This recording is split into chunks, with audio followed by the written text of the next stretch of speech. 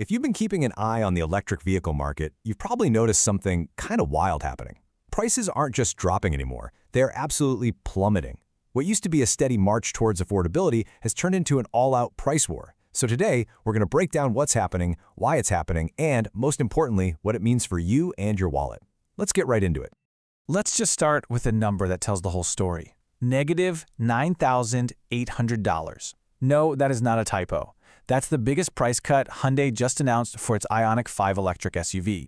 A jaw-dropping discount like that isn't just a holiday sale, it's a signal that a massive shift is shaking up the entire industry. So, what is actually going on here? Is this the moment, the tipping point, where electric cars finally get cheap enough for pretty much everyone? Well, the answer isn't a simple yes or no. It's actually a lot more interesting than that. So here's our roadmap for this. We're going to start with the hidden engine that's driving all this change, the battery. Then we'll see how that sparks a fierce price war right here in the US. After that, we'll challenge the way you think about cost, try to help you navigate the confusing showroom floor, and finally, figure out your next move. So, how does a car sitting at your local dealership suddenly get thousands of dollars cheaper overnight? Well, to find the answer, we have to look deep inside the global battery supply chain, because this is where the price war really starts. The scale of this drop is just staggering. According to the International Energy Agency, battery pack prices have already fallen by 20% just this year. Now, this isn't some small dip. It's the single biggest reason EVs are getting cheaper. It's all thanks to intense competition between manufacturers and falling costs for raw materials like lithium. And a huge piece of this price drop comes down to the actual chemistry inside the battery. For years, the gold standard was NMC, that's nickel, manganese, cobalt, which is great for performance, but it's expensive. The real game changer now is something called LFP, which stands for lithium iron phosphate. These batteries use materials that are way more abundant and less expensive, making them dramatically cheaper to produce. And they last longer. They used to be seen as the budget option, but the tech has gotten so good that they're a powerful weapon in this price war. And you really can't overstate China's dominance here.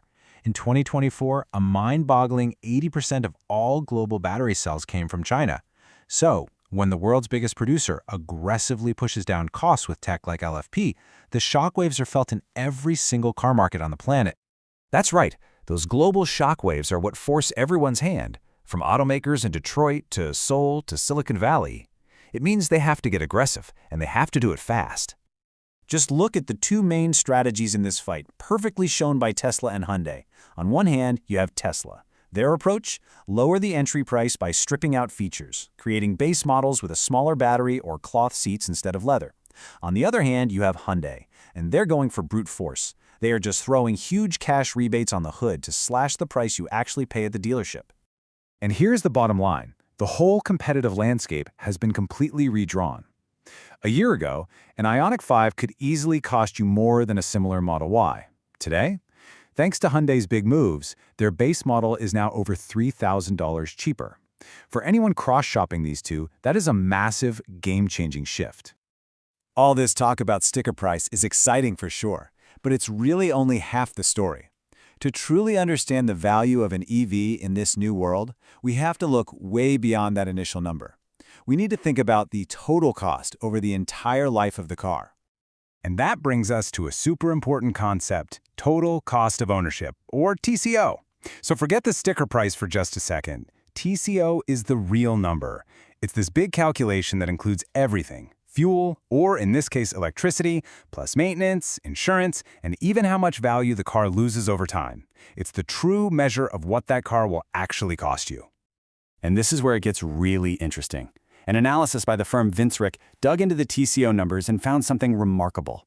44%, that's nearly half, of the EVs they studied are actually cheaper to own over 5 years than their gas-powered equivalents. Just let that sink in. This means that even if an EV has a higher sticker price up front, you could actually be saving money in the long run. It's a fundamental change in how we should think about buying a car. And what's wild is where you find the biggest savings. You might think it'd be the budget-friendly cars, but no. This list is dominated by high-end luxury models. The Porsche Taycan, for example, could save its owner over $15,000 in 5 years compared to a gas-powered Panamera.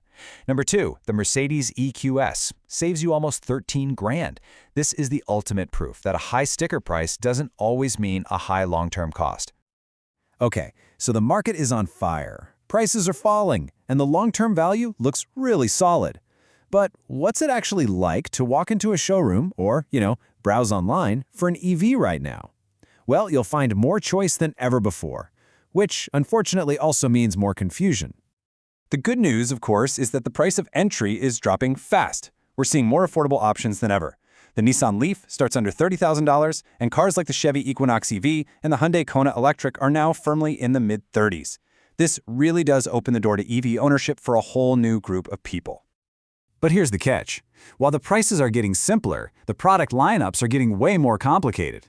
Take the 2025 Kia EV6. It's a great car, but it comes in 8 different trim levels. You've got light long range, wind, GT line, GT, each with different batteries and motors. Just trying to figure out which one is right for you can feel like you're studying for an exam.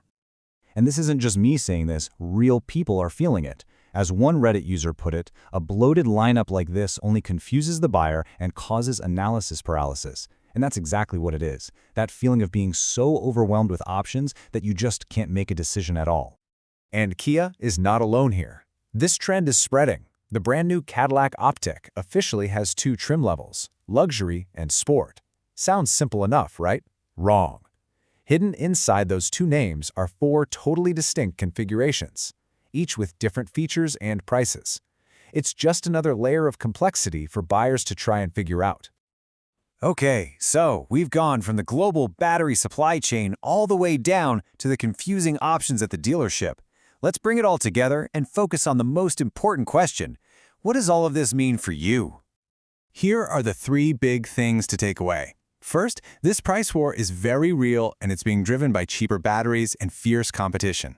Second, you have to shift your thinking from just the sticker price to the total cost of ownership to see the full financial picture. And third, be ready for a market that offers more affordable choices than ever, but also requires you to do a lot more homework to cut through the confusion. And all of this leads to one final big question. In a market that is this hot, with prices falling this fast, the ultimate dilemma is all about timing. Is the best time to jump in and buy an EV right now, or is an even better deal just around the corner?